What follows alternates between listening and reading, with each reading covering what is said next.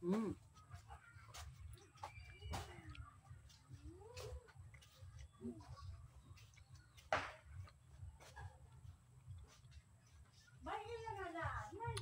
O, kung hindi tayo nagpunta dito, hindi tayo nakakain ng langhinog na langka.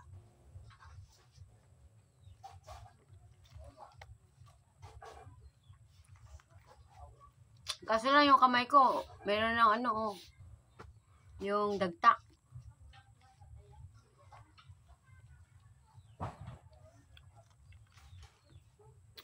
Meron ng dagta. Ay, di ba inaano to, yung buto niya? Nilalaga? Wow.